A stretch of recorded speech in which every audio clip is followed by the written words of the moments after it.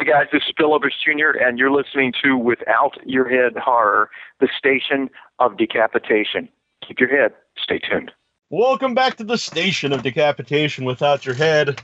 I'm still Nasty Deal, but you know that already. And we're joined here by Billy Pond, director of Circus of the Dead and all kinds of cool stuff. It's good to have you here. Thanks, buddy. I appreciate you guys waiting around that hour I missed. That's what happens when you're out here in the middle of Texas. I got to meet you. I'm always up late anyway. You met me before? Yeah, briefly met you in at Texas Frightmare weekend this year. Oh, did it? Was I nice to you? Yes, you were nice. You were nice. Yeah. Thank God. I was hoping it wasn't one of those other ones, that went bad, Yeah. Yeah. Then I just surprise people, you, bring on and then trash you. Yeah, I'll say, hey, you're really a dick to me. I meet so many people at Frightmare.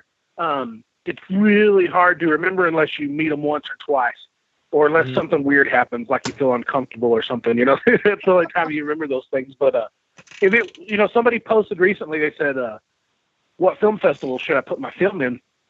I said, "Well, film festivals are great, but put your film into conventions, horror conventions, because to me that worked better. Because when I go to these film festivals, there's 40, 50 people there, maybe 100 people if you're lucky." But when you go to these conventions, there's like 20,000 people running in and out there. Mm-hmm. Yeah, that's how you build your fan base.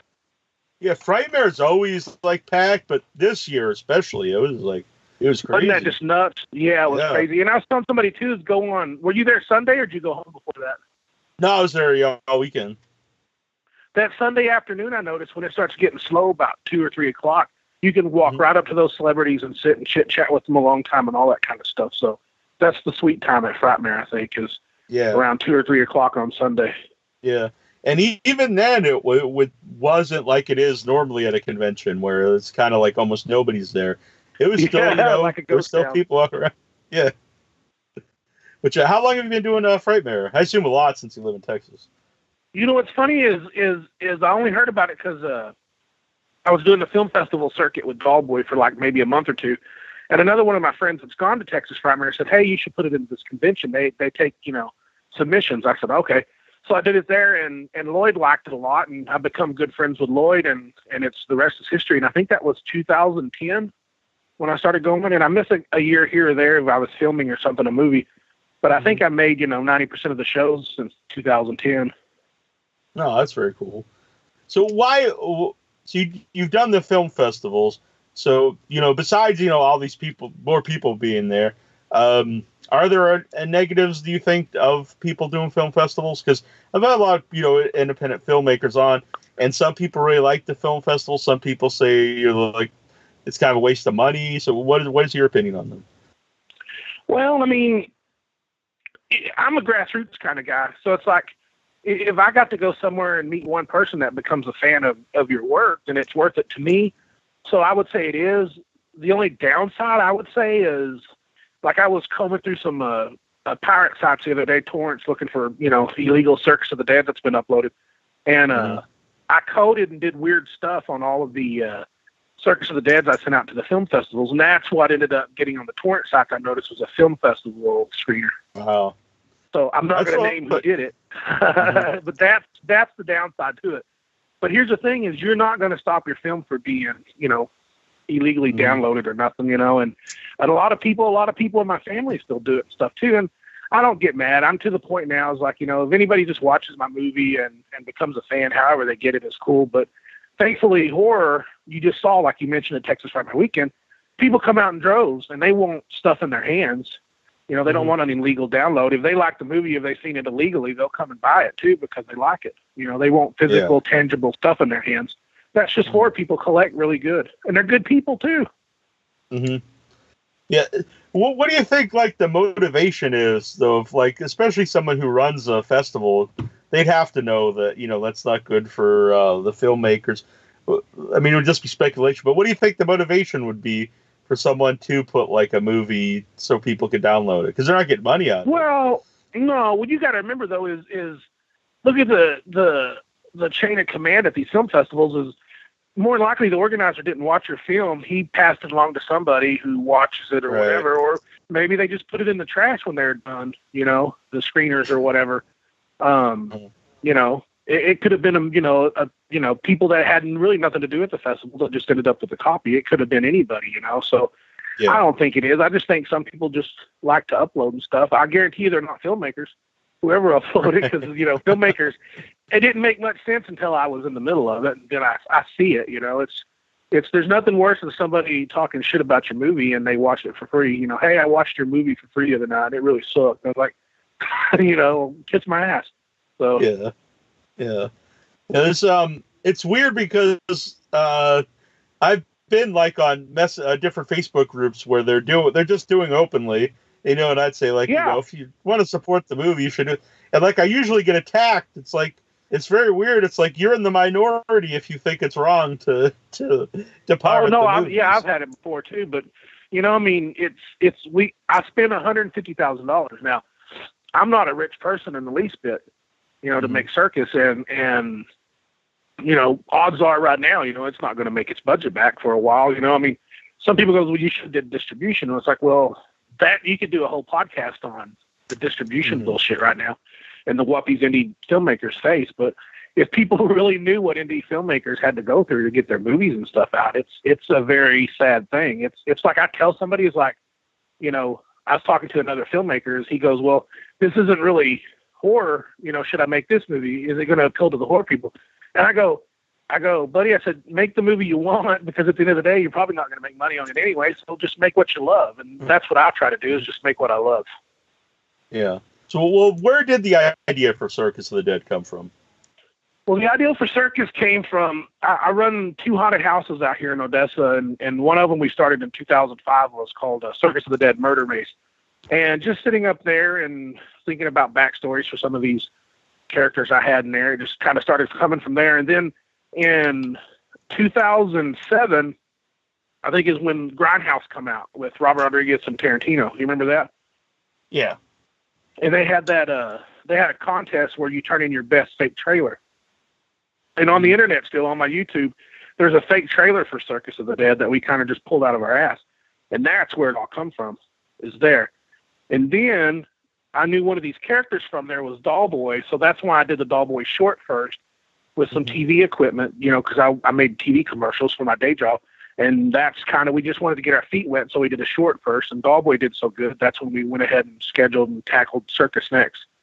So it kind of just come out of my haunted house, technically. That and that fake trailer contest.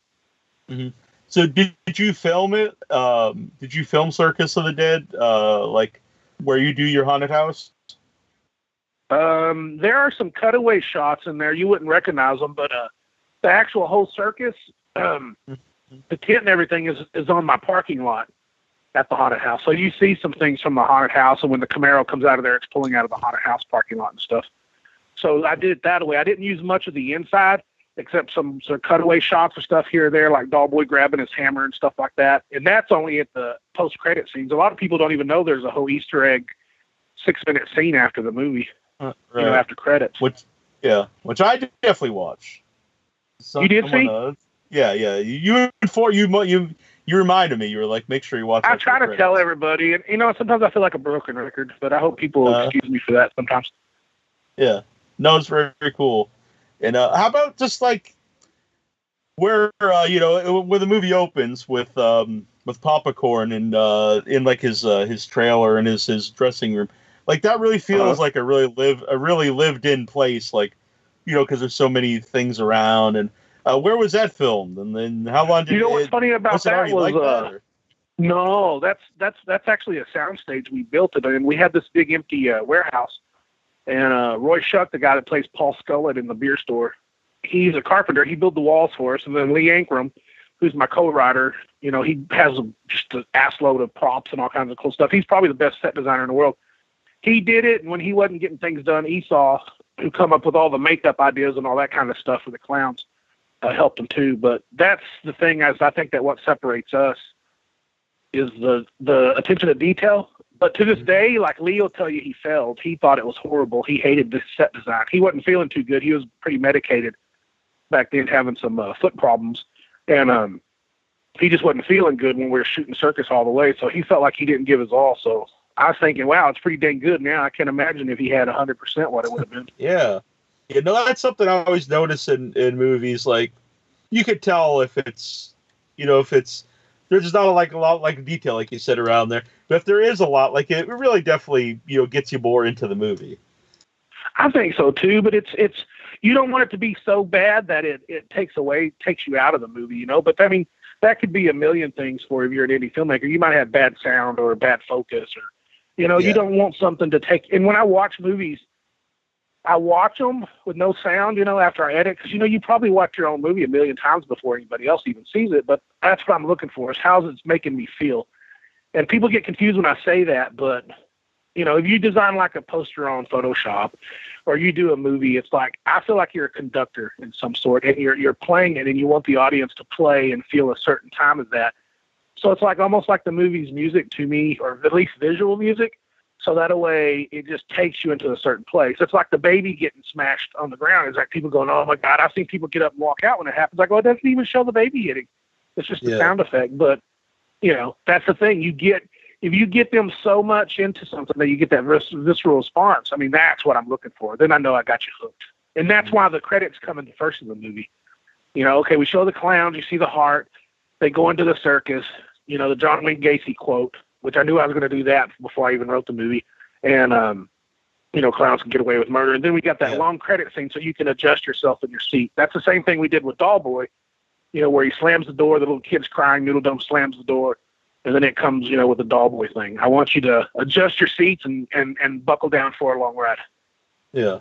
Yeah, the John Wayne Gacy quote's perfect, obviously, for the movie, and it kind of sets the tone for the movie.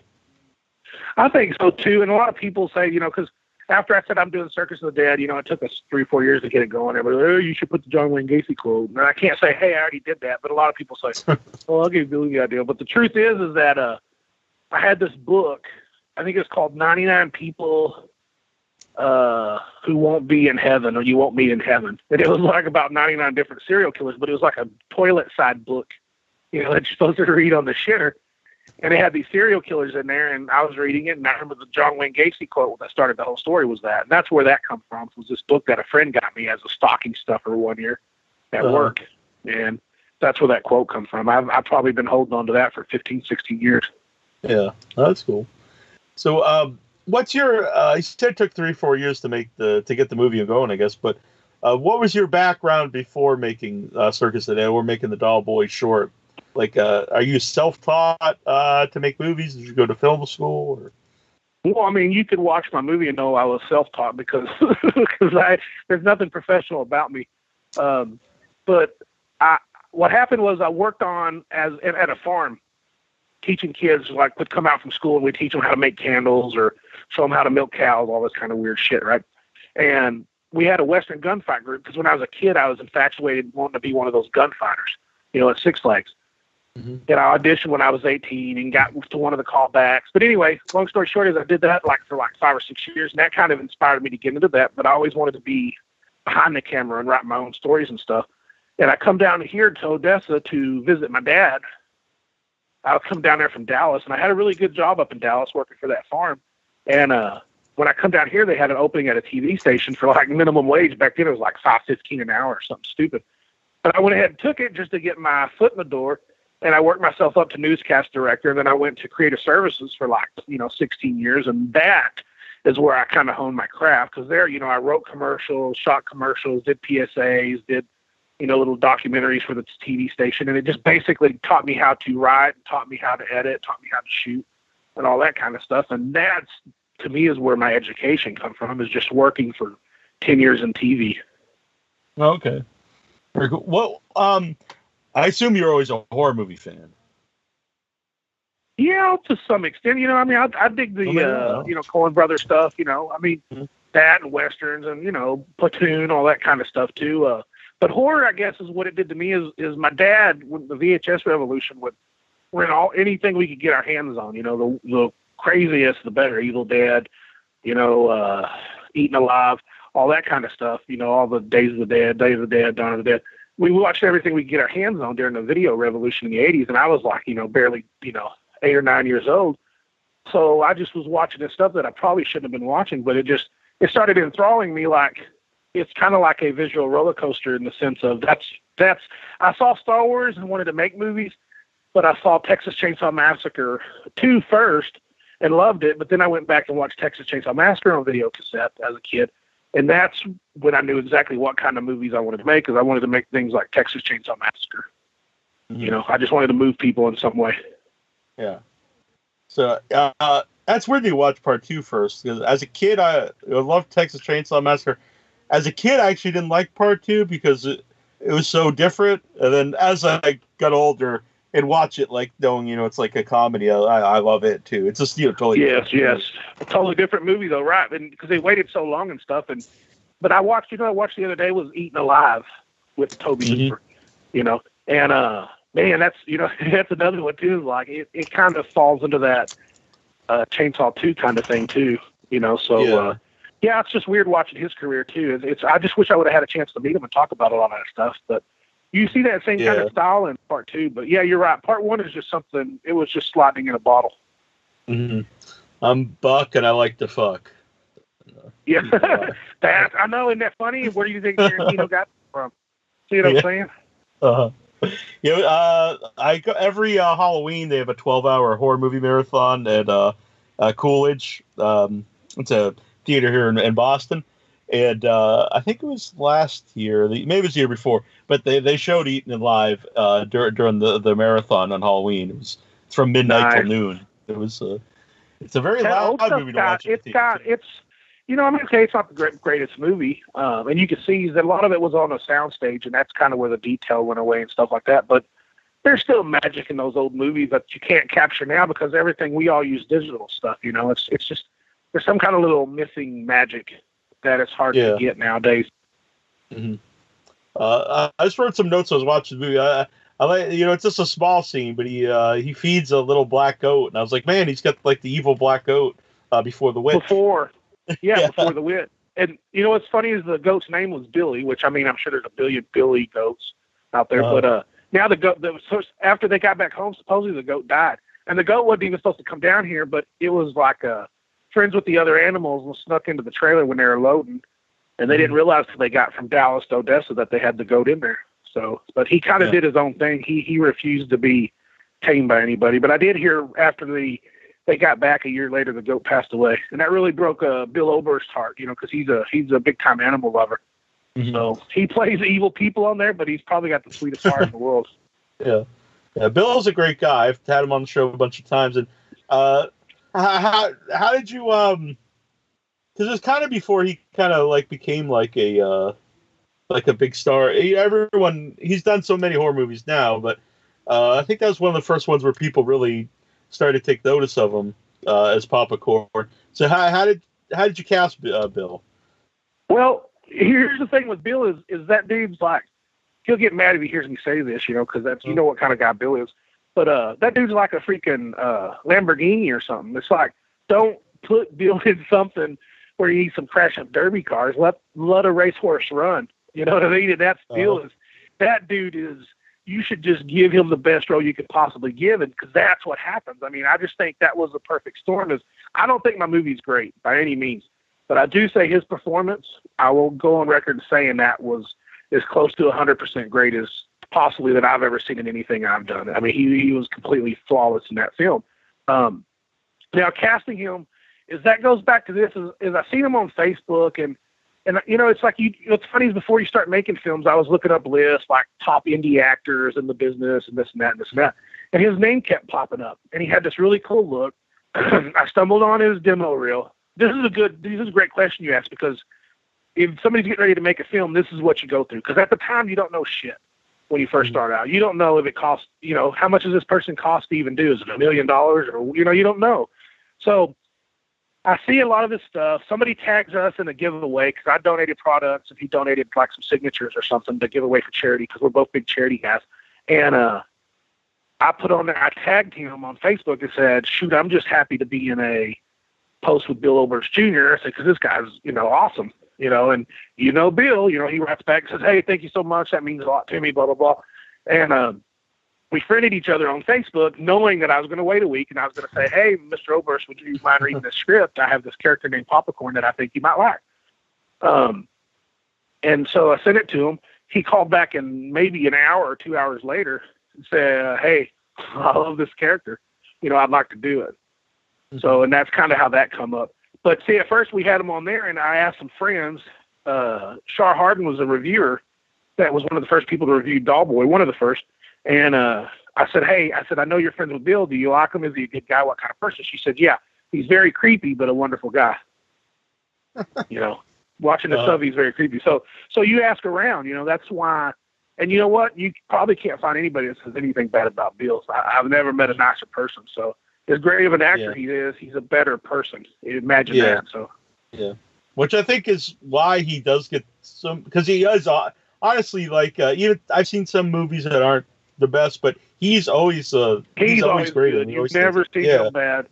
And the dude could play anything. That's what I was telling somebody. I said he could play a black midget. He could play anything in the world. Yeah. Yeah, and then he had top that if he's a good, he's a good dude and stuff. So, why wouldn't you want him to be part of your project? Well, he's as far as I'm gonna, concerned, like Cowboys from Hell's, I'm bringing him out, and of course Circus of the Dead too. But it's like that's what I told him. I said, see, Circus of the Dead too.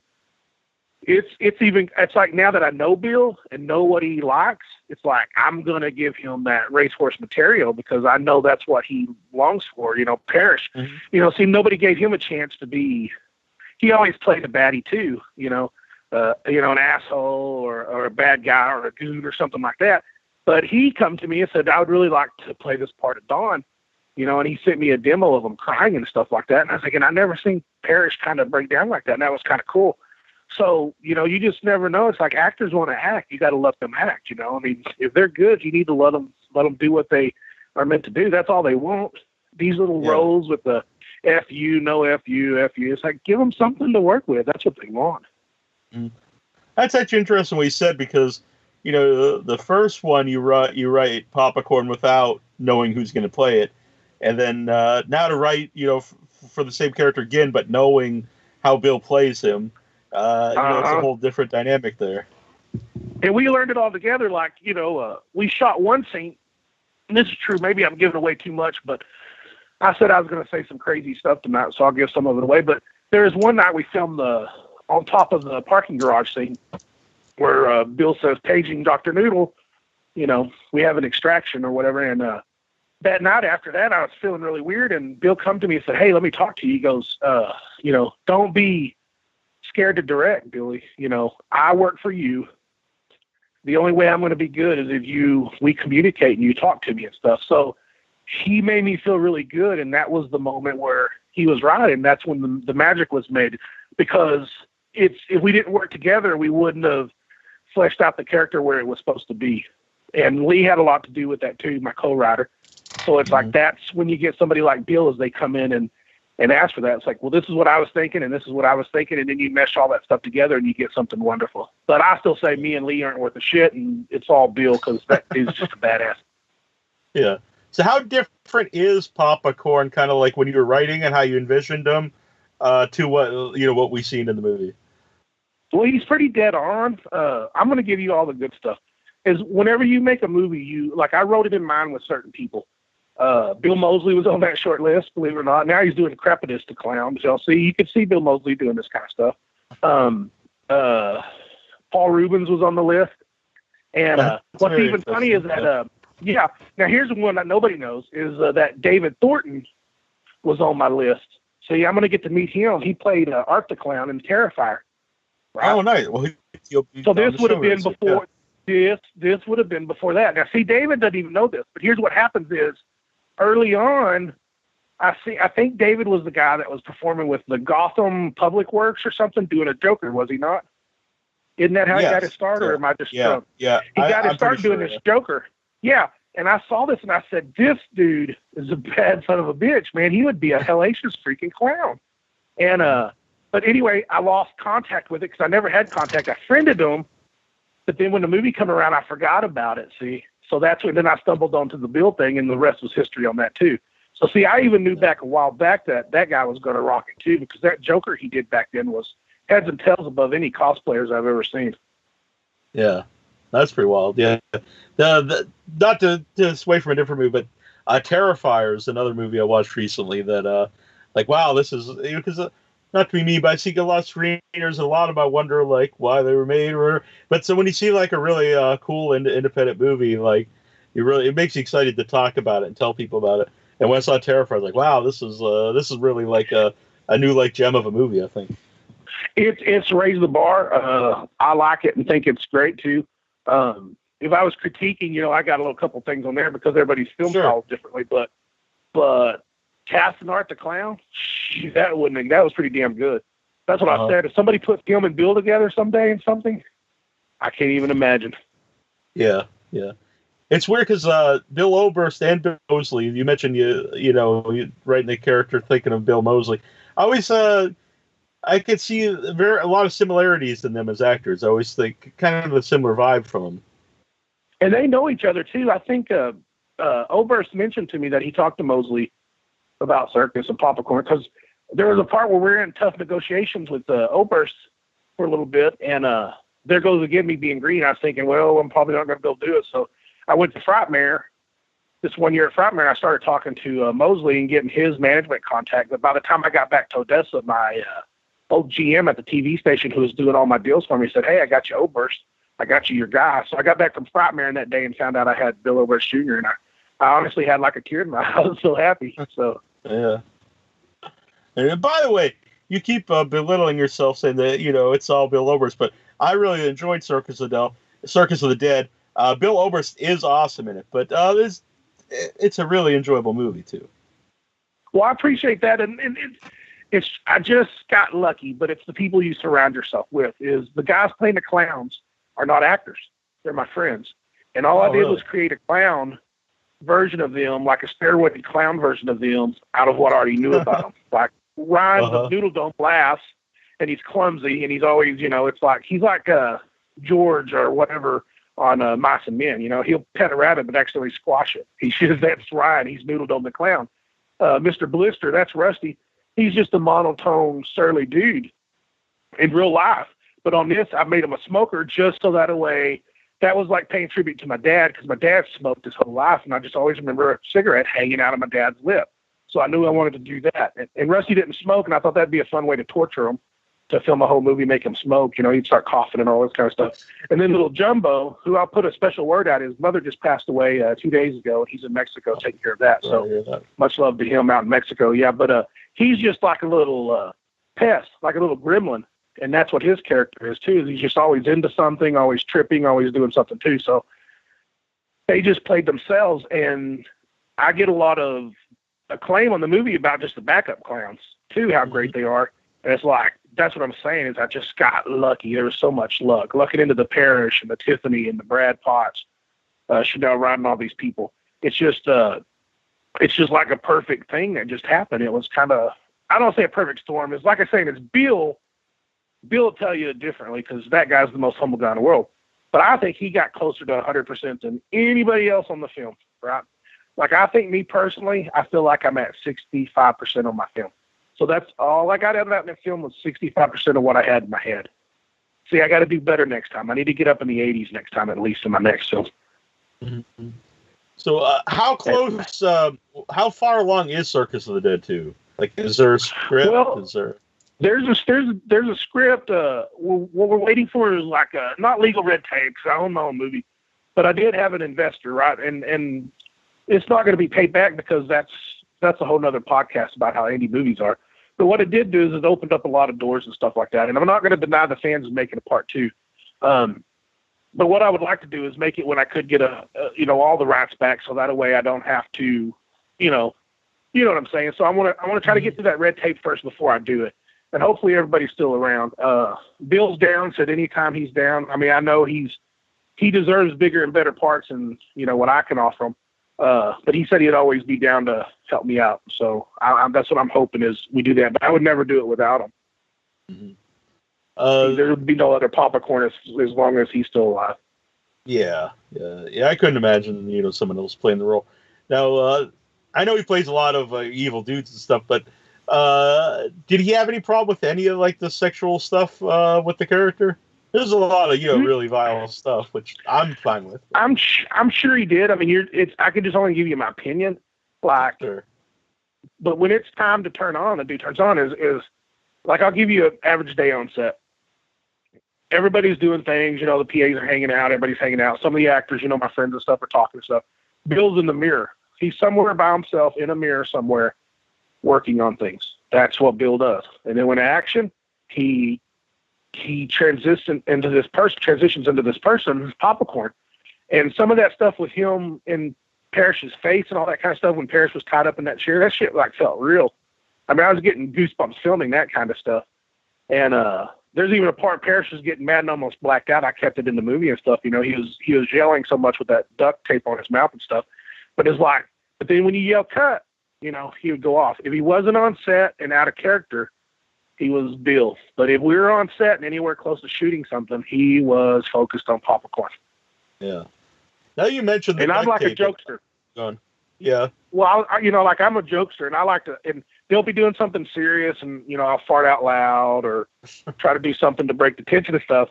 And they, Parrish and Bill, they're in something intense or something, they always get mad at me. But that's something I always do on set. No matter who it is, we always had a good time, and I would hope they say they, had a good time too. I know this. We fed them hellaciously good because him and Parrish, every time I'd walk into them, they'd be like a chicken fried steak sandwich or some barbecue or something like that. And I overheard him talk to Parrish and them about, I've never ate this good on a movie set, even in California. This is pretty dang awesome. So you feed your actors good and they work hard for you. Very good. By the way, actually, where is some of the best barbecue? Whereabouts are you in Texas? Well, think about it this way, because you know how big Texas is, right? Yeah. So we are halfway in between Dallas and El Paso. So it's called West Texas. It's basically, if you're leaving Dallas and going west, you go Dallas, Abilene, Odessa, and then El Paso. Mm-hmm. So that's where we are, way out West Texas. The oil field. I'm a fan of barbecue, anywhere, but especially in Texas. Man, me too. Yeah, and there's some good barbecue down here in Texas. Yeah, I was wondering where some of the better places are. That's why if you see that's why my love for Texas Chainsaw Massacre too is, I always promote, try to say somebody needs to give me that movie to fix it. It's not like I want remakes to be keep being made, because why can't you come up with an original? I said, I've got so much original stuff that I want to do and keep me busy the rest of my life. But if they're going to keep making Texas Chainsaw Massacre, let me fix it the right way. Let me make it in Texas, because that first one and the second one, it just felt like Texas. And of course, you could tell the rest of them weren't made, and they just don't feel right. Uh-huh. Yeah, that last one. I haven't seen the newest one. I saw the Texas Chainsaw Massacre 3D, but I didn't see Leatherface. And wasn't that shot in Bumfuck Egypt or some shit? Yeah, it was some other country, and like you get exactly what you said. I'm not from Texas, but you could tell it's another country. It's just very bizarre, and let's just miss it a little bit of something. But a lot of these directors, maybe it's not even the director's fault. That's what's going to happen too. Is when you're working for another company or something. Mm-hmm. Even me, I wasn't supposed to, and I don't want to give any spoilers away. If anybody's listening, don't want to hear any Circus spoilers, turn away for a second. But the head, making love to the head scene. Yes, making love to the head. Right? Yeah, there you go, lightly. But I was saying, I was warned not to film that by my people, and me being me, I said, well, I'll film it and I'll decide later. But after they saw it in the movie and the context I used it, they're cool. But it's like, that's horror now. I mean, even The Walking Dead is pushing envelopes now. Breaking Bad's pushing envelopes. Sure. You've got to push the envelope and get people talking. That's like, a Terrifier. Here's a spoiler alert too, but like the cutting the woman in half thing. That was after my own heart. I liked it, I love Terrifier. And I saw the short back before it was even part of that anthology movie. Like, I had a reviewer said, hey, Bill, you got to check this out. This is pretty good. It reminds me of Popcorn.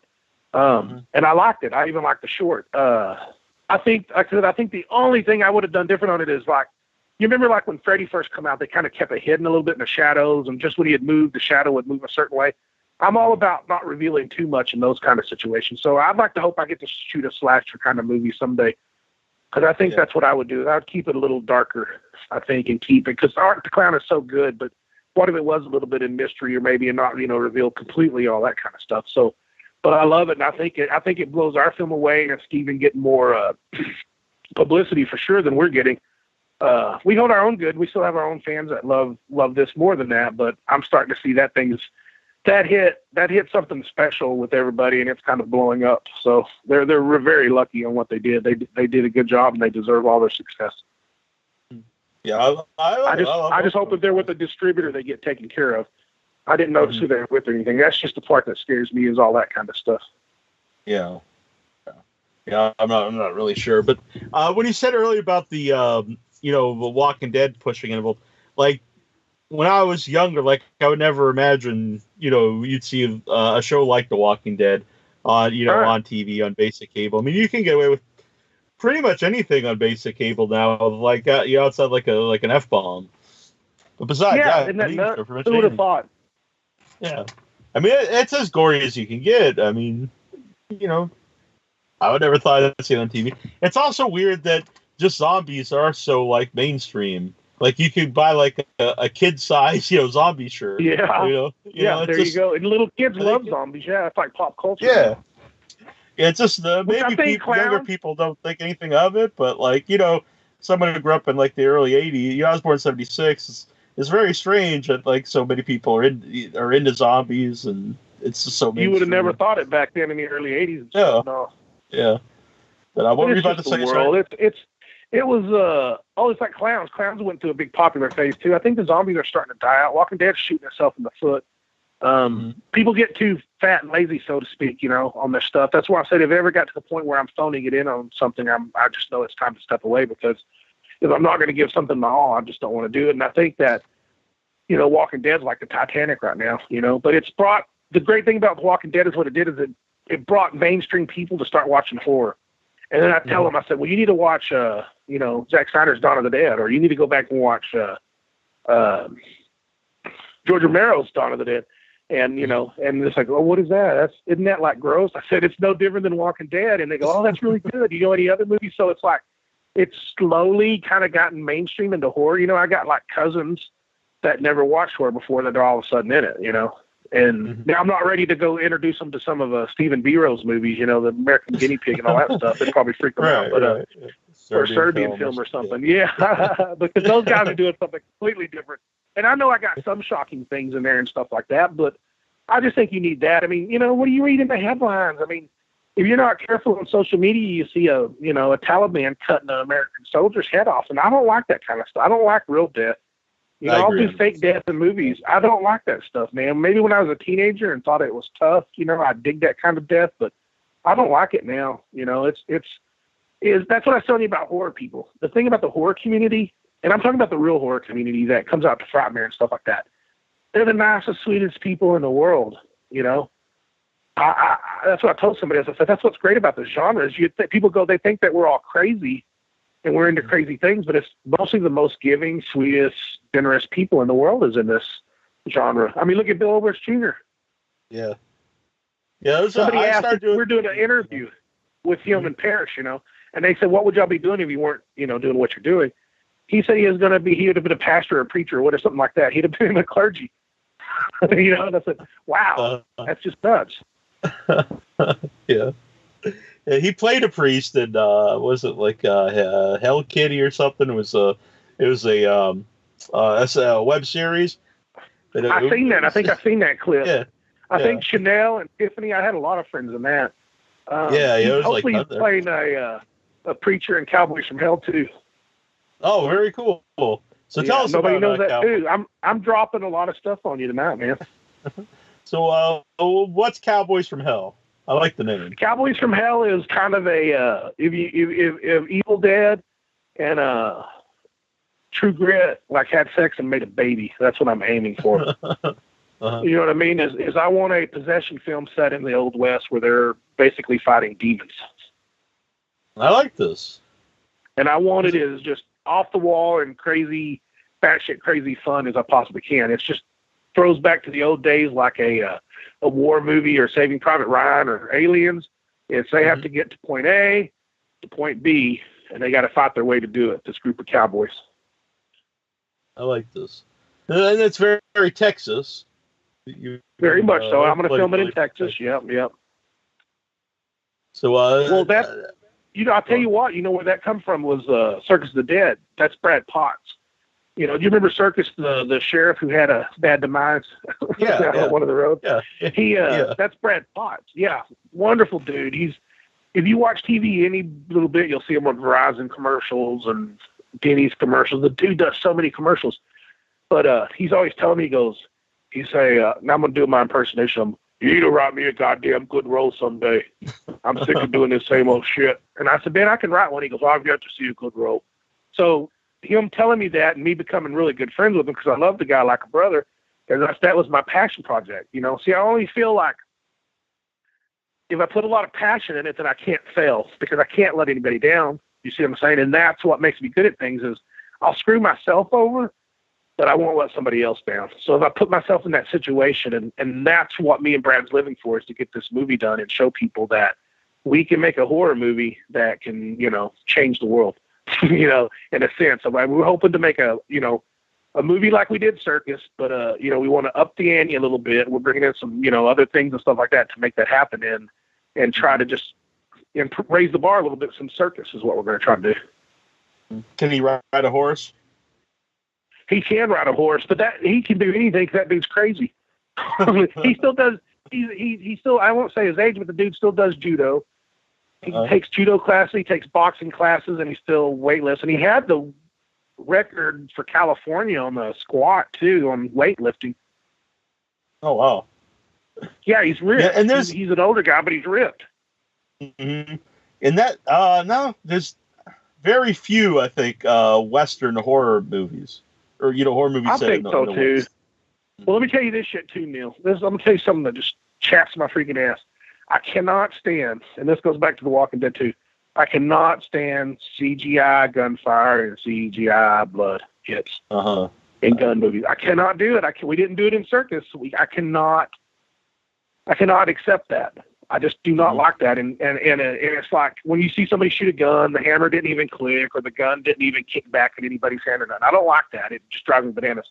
So it's all old school in this. And that's something I haven't seen in any film in forever, even Hollywood stuff. Yeah. Yeah, I agree with the CG's blood spatter. It's just like so. It just looks. It totally takes you out of whatever you're watching because it never. I agree. You go watch these damn indie westerns out right now. I'm telling you, every one of them's doing that, and I know they're doing it. They'll say, "Well, it's safety." I said, "Well, you can do it in a way where nobody's on the other side of the gun. If something did come out of it, there's ways around it." Mm-hmm. But it's got to be more realistic. It's just driving me bananas. I watch a movie and see that, and I'm like, "Oh, son of a bitch." Yeah, it just really makes me angry. And CG fire, I don't think ever looks good. I agree, because what it is, it's telling you, Neil, you see it, and it just boom, it tells your head. So that takes you out of the movie. Now, we did some CGI in there, but we mixed it with other stuff in Circus, like him getting run over by that thing. That was a mixture that was something I pulled up on the spot. Is I said, hey, let's film this. Lock the camera down. Film nothing in the road. Film him going back in the road. Film the car coming by. And then Noodle Dome, which is Ryan Clapp, is a CGI guy. So he went in there and then, manipulated it so that way it looked like he got run over. And that makes people jump when they see that scene. So it's pretty realistic. And also there's another scene in that same shot where there's this stupid car in the background of a family driving by when Popcorn was kicking Parrish in the butt to go in that theater. He completely erased the car out of the background. So, that's the kind of thing. If you don't notice it, it's good CGI. Sure. If you don't notice the CGI, then it's good CGI. Yeah. That's my theory. Yeah, I totally agree with that. And there's and I always say in the show, like if I watch an old movie that the practical effects, even if it's bad practical effects, like there's a charm to it, but bad CG, like is just bad CG and it's terrible. It just stops you dead in your tracks when you shake your head. Yeah. Mm-hmm. And there's good effects guys out there, but even those guys, Matt and Marcus, they're both great guys. But of course they're mad because I didn't show the effects enough, But it's like, to me, I can't, if I sit on it long enough, there's that thing in me that says, okay, this is not real, So I'm kind of weird about that, But so I didn't sit on it too long. But it did win some special effects, best of awards and some film festivals. So I make sure to remind them of that. Yeah. We're talking about The Walking Dead, because I actually still like The Walking Dead. I think there's it's definitely things I don't like about stuff. But the one of the worst things about it to me is when they kill. Almost always when they kill zombies, it looks so lame because like I remember the one episode he lived like it was like a toy like airplane and just like touched the zombie in the head and the head like just exploded and like I know they're dead and maybe the skulls have rotted or whatever, but like there has to be some force involved. I don't think you just touch any skull and it just like explodes on impact. Man, but think of it like this: like Van Halen is my favorite band in the whole world. But it's like we were talking about this with somebody else today. It's like when they were young and hungry, how good things were, and it's just like The Walking Dead when it started, how good it was, and all this kind of stuff. And it's like you can't maintain that forever. It's like that's why I always, applaud Breaking Bad. It got in and got out. And it said, "Okay, I'm done." It left on a high note before it got bad. Yeah, I agree. Because, when a show ends like that, you're like, oh, man, I want more. But, and then you think of other shows like Dexter, they went one season too long. Yeah, if it would have just ended at 4, that's a perfect show. Or was it, with season 4. But then, you would have always, man, I wish they would have done more. But then we did get more, and you're like, well, they probably shouldn't have. But, or you look at what they did to the Supermans when Canon Films took them over. Yeah. It's like, there's some things that shouldn't have been done. Because when I was a kid, I didn't understand. I go, what? But I knew something was different and wrong, but I couldn't put my finger on it other than being shitty when I was a kid. Yeah. I was like, wait, what is this? I don't understand. Because that fight with the He-Man looking dude out in the space, I was like, this doesn't even look like it doesn't look real. And I was a kid saying this. Yeah, it's it's so bad. And I still think Superman 2 was the last great Superman. I agree. Mm-hmm. They should erase those other ones from history, like those E.T. games. Go bury them out in the desert somewhere. Yeah, and Breaking Bad, I think, is the best show. The whole from season 1 to the final season, the story arc's perfect. There's some other shows, maybe I love Sopranos, but I don't mind. But they kind of started losing it towards the end when things changed too quick. It's then that whole ending was just strange anyway. Yeah, I've kind of grown to like it, but Boardwalk Empire is another one. Same thing. Started good, but then all of a sudden it kind of started losing it in the last season. It's people you can tell when they're ready just to call it quits. Because I like Sons of Anarchy, but the last few seasons of it definitely went downhill. I thought too. I'm a big fan I thought the Daredevil was good. I thought the Punisher was good. The Iron Fist they screwed up. They should have gave me that one. That was always my favorite hero as a kid too. Was Iron Fist, Power Man, and Iron Fist. So I thought that was screwed up. I can't do the Jessica Jones. It's kind of tough. So it's hit or miss on some of that stuff. Yeah. You know, it'd be a good one that I'd like to have. Like they always say, well, what would you like to have? I said, I wouldn't mind having Ghost Rider. Just forget all that's existed to start over with Ghost Rider in the Marvel universe and let me do that one. That would be a one I'd like to have too. Yeah. I think the one thing Marvel's definitely does well is each of the stuff is a little bit of a different, the ones on Netflix are grittier. Then you've got Ant-Man's more of a comedy. So each one's a little different kind of genre. And then, but they do need a horror one, like Ghost Rider. I guess the Morbius is coming out, but I'm not sure if that's a Marvel Universe one. But Ghost Rider would be perfect to do, that's their horror movie or their horror show. You know what I mean? Well, you know what inspired me for Cowboys from Hell 2 was when I was a kid, I read Jonah Hex comics. And you've seen what they did to the movie on that one. That's probably maybe one of the worst movies. And you had Josh Brolin, who's freaking great. Yeah, and he was and he was really top of his game at the time, and then wow, that was bad. But that's Wild Wild West too. I thought that was kind of lame too. It was just a Hollywood sellout stuff. Yeah, with the big spider. It's just, you know what it is? It's like the Rock thing. It's I'm not against the Rock, but it's if the Rock's in it, you lose me. It's just, I feel what is he going to play next? Pippi Longstocking? It's the Rock is Pippi Longstocking. It's yeah. I don't know. It just wears me out. It's just, I don't know why they do it, because he's guaranteed money. Yeah. But I can't remember the last movie that Rock was in that I thought man, I want to go see that. It's always Jumanji's out and I haven't seen it and everybody says it's good. But I'm waiting for cable on it. I haven't seen it yet either. So I can't, I think I watched Ballers. It catches on HBO. That's the only thing I watch them in. I'm a big football nut. Yeah, I I forget if it's called Fast or Faster with him and Billy Bob Thornton. I did like it, but I don't know that I've seen that one. I think that one was like one of his only flops, and I thought it was one of his better movies.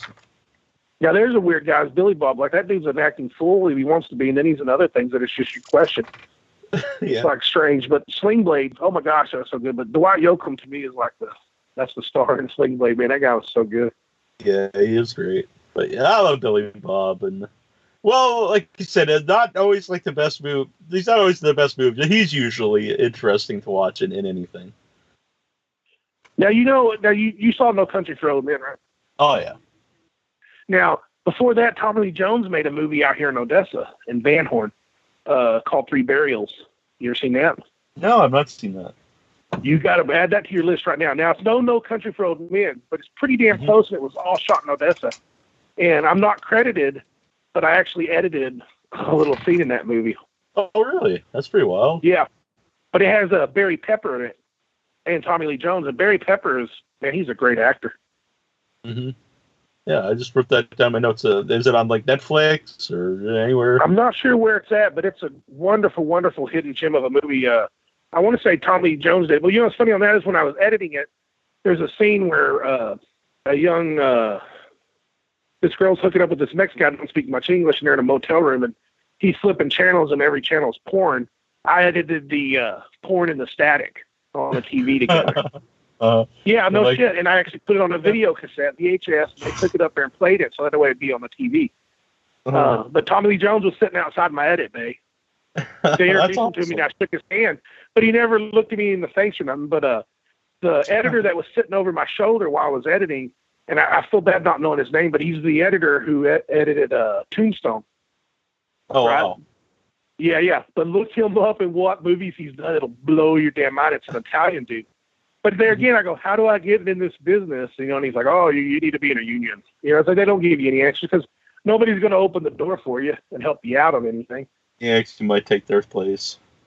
Well, I don't know what the reason is, you know, and it's like sad. You know, I've given when I had Dogboy out, and even Circus of the Dead, oh yeah, hey, let me have a copy of your movie, man. I'll check it out. And, man, if they're celebrities, they don't ever get back with you. Yeah, that's all. Unless you call them for a movie job. You got money. Right. Yeah. Uh-huh. So how did that come about, though, that you did get to edit that? Were they just like, who's the expert on VHS porn? We're going to call Billy.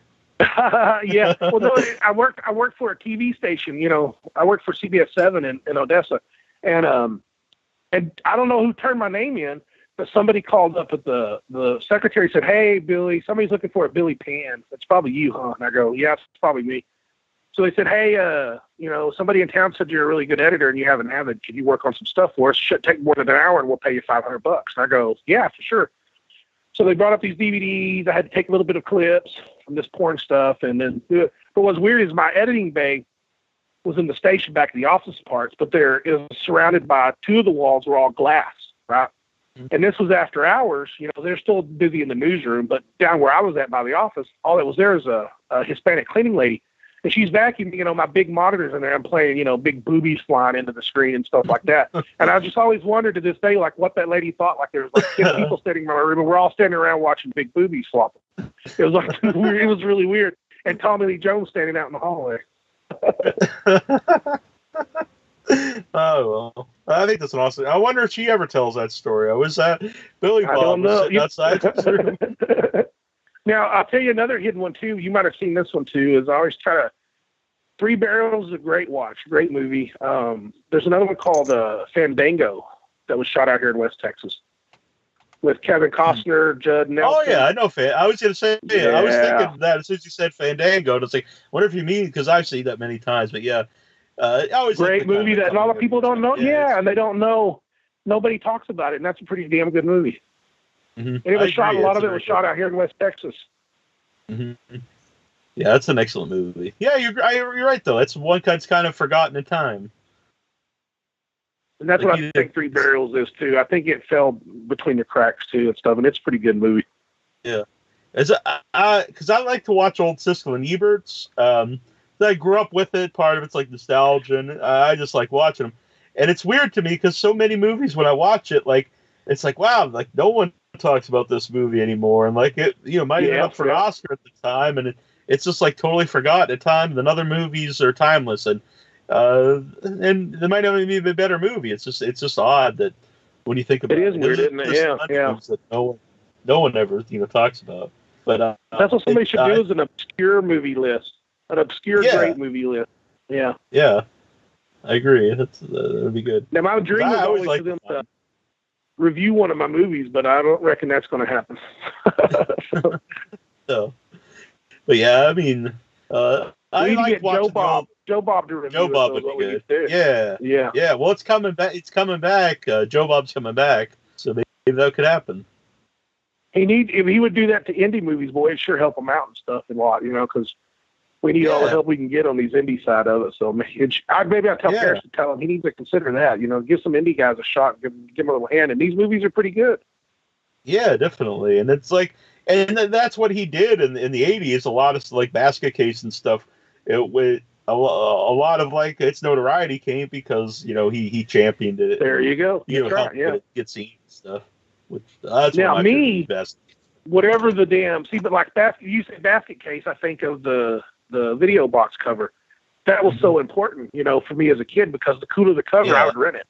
I was automatically attracted to these cool covers. Yeah, 100%. Go to the VH store, and I'd go right to the horror section or the new releases because they'd have a new horror movie there. Yeah, and you just see some crazy ass cover, and like, well, I'm gonna rent that. You never forget your first time watching Toxic Avenger. First time. It's weird. I just saw that again not that long ago because with Lloyd in attendance at they gave him an award, so they played it, and I was watching. I'm like, wow, this is a lot like more hardcore than I remembered it. Like they're running over a little kid, and I think I not remember it at the time, but it seems even like crazier now. Like they would just show that in the movie. You can imagine about it then, but even then I was all about it. I just thought it was the coolest thing back then. If it wasn't for the groundbreakers like him and stuff doing what they did, I mean, where would any of us be? Where would Rob Zombie be? Where'd Eli Roth be? Without those guys paving the path. Yeah. And Lloyd's definitely a guy who does like try to give back. He's always helping out. That's awesome. If a guy wants him in, a cameo in a movie or do an intro or whatever, he's always up for it. That's awesome. It's like I haven't got to meet him yet, but maybe someday. He hasn't been to Frightmare yet. Yeah. See, I'm up in the Northeast, so I see him, things now and then. But he lives up, up the Northeast. So. Yeah. You're up in that north with all those northern Yankee people. All those evil northerners. So tell me about Chupacabra Death Machines. Chupacabra Death Machines is like, now, I just call it that, but it's going to be for the, Zane Hershberger and Justin Seaman, they did The Barn. Oh, yeah. Yeah, The Barn. Yeah. Mm-hmm. And they're doing a anthology movie another one called Cryptids. And I get to direct the Chupacabra part of it. And I come up with this really cool, crazy story. And I won't give too much away, but it's like the way I approach things is I wanted to approach it something totally different. I didn't want it to be a campfire and somebody, saying, oh, I hear something in the woods rustling. It's like, no, I didn't take that approach. So when you see what I did, it's way out of the box. So, and what's cool about this is I'm getting to bring on some really young actors too that are like, 19, 20 and stuff like that. And I'm excited to work with these. One of them's a friend of my best friend growing up, and his son become an actor, and I'm looking forward to working with him for sure. Awesome. So I actually have something about Cryptids. I'm in Cryptids, and one of the stories. I actually just my voice.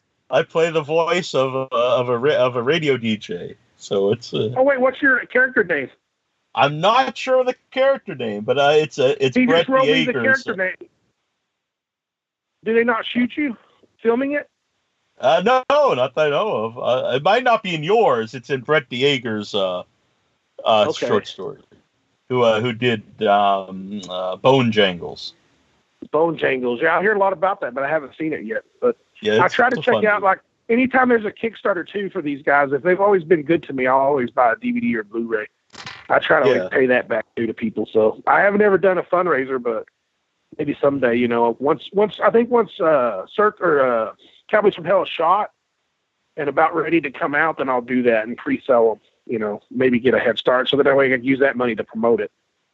Yeah. Yeah. I try not to ask people too much other than an hour and a half of the time to watch my flick, you know? Mm-hmm. So how were you approached for do Cryptids? Was it something like they asked you? Yeah, they asked me if they could screen Circus of the Dead somewhere. They stumbled upon it at one of the, they did the drive-in things up there. And you know me, I'm like, hell yeah. It's just same thing with you. If you schedule something up there and want to show it or something, you let me know. I'm usually all about, screening it to more people. Yeah. Well, like you said on Halloween or whatever, when you have those big old long showings, I'd be happy anybody shows it, just to get the word out. But so they saw that and they liked Circus. So I guess I'm doing something right for them to ask me. And I love what they did in the barns. I felt like I was a kid again, watching a VHS movie. It kind of just took me back in time. So I love what they do. And they've got their own style too, is what I dig about it. And, I think all the good directors do that. Yeah, I think probably one of my favorite indie movies, the one that not scares me, because I don't think anything scares me, maybe prison rape, but the only thing that scares me was Pieces of Talent. Like, I love that movie, man. I was like, God, I wish I would have made that movie. It just hit right at home with me, and it's just, that was such a wonderful movie. People always ask me, what movie do you wish you made indie-wise? I'd say probably Pieces of Talent. I just love what Joe Stauffer did with that. So he's out filming commercials and stuff too, I noticed, or maybe music videos. But he said he reached out to me too and said he'd love to shoot with me or something sometime. So maybe we'll get to work together someday in the future too. But he's one of my favorite indie directors. That's pretty sweet. Yeah, it's cool that I have not seen Pieces of Talent. I have to write this down. You look that one up, write that one down too. That's a gem of an indie film right there, man. That really moved my heart. Check that. Is that a horror movie or what kind of film is that? Yeah, I haven't watched it. It's a horror movie. It's a horror movie. All right. Not that I wouldn't watch something that's not, but I just wouldn't know. But I'm glad that anthologies have made a comeback because I grew up watching Creep Show and all, so it's cool. Oh, to see, I love them too. Yeah, isn't it great? Everybody all around the world doing them and stuff. I did another one called 60 Seconds to Die, and I think that was Tony Newton. I hope I'm not butchering the name. Tony Newton out of the UK. Yeah. And I did one with the Stork, and it had Chanel Ryan in it and Aaron Cox, and it was pretty good too. It was only like a minute long. It's like, It took me 2 days to shoot a minute-long short, but I shot Mr. Fister trailer in like one day. So I don't know how that happens, but Mr. Fister, when I do that one, that's gonna change the world. That's for sure, because everybody wants that movie made. You ever see my fake trailer for Mr. Fister? I have not. I've seen the poster, I've seen the picture, but I didn't know there was a trailer. I feel bad now. There is a fake trailer out. You remember who won that Grindhouse trailer contest? Do you remember? No, I don't remember who won. It was Jason Eisner who did Hobo with the Shotgun. Oh, okay, yeah. And then he had his own contest, and that's what I did Mr. Fister for. And I ranked like number 6 or something like that. I would have done better, but YouTube flagged me, and you had to be 18 to watch it or something. So a lot of them I didn't get as many votes because I was the only one that was blocked for parental things. But yeah, I've made that so long ago that so many people still ask and just want to see that because the diehard horror people think it's really cool, and I got a really good story on it too. So I'd love to make that one too. Yeah, that's a cool thing that's come about too recently, or the fake trailers, and then every once in a while, an actual movie comes out on which is always cool too. Well, that's where Circus of the Dead comes from, but my buddy in Houston, director Chuck Norfolk and his wife Courtney Sandifer, we host that at Texas Frightmare Weekend. I don't know if you made it. It was on a Sunday. We did the fake horror showcase. Mm-hmm. And it's really dear to my heart. Yeah, mm-hmm. See, you should have gone to that because we do it every year. But you see all levels of talent do it, but it's like fun. And sometimes there's like a little girl who's done a video the past 2 years, and hers are always one of the best. She just uses old stock government footage. She must have a pretty creative dad too, I bet you. But I'm saying it's to me is like somebody's out there saying, well, I want to be a filmmaker. It's like, but I don't know where to start. Yeah. I don't have a camera. I don't have this. It's like, to me, it's like make a fake movie trailer. You got a 2-minute trailer you can do. You can shoot over a couple days, find something interesting, but then that'll teach you. it's a good way to get your feet wet. Before I made a short, I made a fake trailer, then I made a short, then I made a feature. And so far, so good. So it's a good way to get the feet wet. So what I would tell you is you should make something and put it in that showcase next year at Texas Frontman Weekend. And there's usually about 100 people in there, 150 people just howling out loud at some, how funny some of these are, because they're all kind of, how those old Grindhouse trailers are and stuff. It's just a blast. Yeah, I'd have fun watching that. And I agree, because kind of like what exactly you said, though, but it's just like it helps you learn how to make movie stuff. It also gives people an idea of what kind of stuff you can make. And then, there you go. You might, someone like, hey, do you want to be in this movie? And you have nothing that you've ever done before. Like, well, I don't know what. But hey, you show them, like, even if it's 2 minutes, like, oh, well, that's pretty cool. So you could do something. So yeah, I'll be in your movie. Well, what is the purpose of a trailer? It gets you pumped up. It makes you excited. It gets you excited for something. But what it does to make one is you find out your weaknesses and you find out your strengths. And then you get other people that can help you with your weaknesses. So that's what you do is you're learning how to, it's just so much. You're learning how to work with actors. You're learning with the technology, you're learning audio, video, everything, editing. And I think it's an awesome thing. And it's just so close to my heart because I feel like that's how I got my start was by fake trailers. Yeah. Do you do your own editing? I do. I need to stop. I met the guy who edited he did some good stuff. He's done Bone Tomahawk. He's done Cell Block, Brawl and Cell Block 99. Greg Dioria. Yeah. Yeah, the editor for him. I worked with him with Circus a little bit and sent it to him and wanted some feedback from him. And he helped a lot with Circus and cut a lot of the bullshit out that was embarrassing me. And that's when I finally got that final cut down after some of the stuff he told me. So he's been a very good mentor to me. And I know I should let him edit my movie, and he'd probably be way better than me. But it's so hard for me to let that go. I'm more embarrassed about this. Yeah. I'm embarrassed because I'm afraid I shot like shit, and I can just polish the turd. But I'm afraid he would say, "What is this unprofessional shit you're doing, Billy?" I don't want to be embarrassed, so I'd have to make sure I do it right before I gave it to him. Is it ever? Because you said like you edited it down from what you had, but I would always imagine it'd be hard to edit certain things that you might be just like attached to, even if it doesn't necessarily work. It doesn't necessarily need to be in the movie, but maybe you have like you're just attached to emotionally, like you remember filming it or for whatever reason. Well, yeah. Well, I mean, there's a good scene, and I put some of those deleted scenes online. The Conway Twitty, when the old guys are talking about Conway Twitty in a diner. I mean, it has my dad in it, and my dad's friend was in it, and he's passed away since then. The guy in the diner that talks about Conway Twitty, he passed away. I mean, I wanted that in the movie just because these guys have passed away and stuff, but it's like I had to cut it because it didn't move the story, and it sucks. And there's a whole freak show part where this cross-dresser is talking about these freak shows, and she's introducing these people, and she introduces Doll Boy, and he's not there. See, I was trying to play the fact that he was busy with Papa and them, and it just didn't work out. So see, all that stuff got cut. So all those actors that come in for that didn't get in there as much. And same thing with Patrick Ryan on his, he got his tongue cut out, but there's a real long scene of him walking to the car and stuff. And I had to cut a lot of that out that I even liked because it just was the first cut of the film that I showed at Texas Frontman Weekend was like 2 hours and 20 minutes. Yeah. And the one you saw is 1 hour 45. So think about that. Yeah. Yeah, I always assume that would be one of the, just like even if not that's a movie, but if I edit just a video I made reviewing something or something, I always have a hard time editing it down. I know it should be like shorter than it is. But Neil, in your heart, and it may take you a couple of days to come to that conclusion, but in your heart it's got to go. You know what's got to go. Your gut tells you. It's just like you said when you see CGI fire something triggers unnatural in you. That's why you got to be honest, because that's the difference in me and a lot of other filmmakers. Is you got to be honest with yourself. This just sucks. If this sucks, then get rid of it. You know what I mean?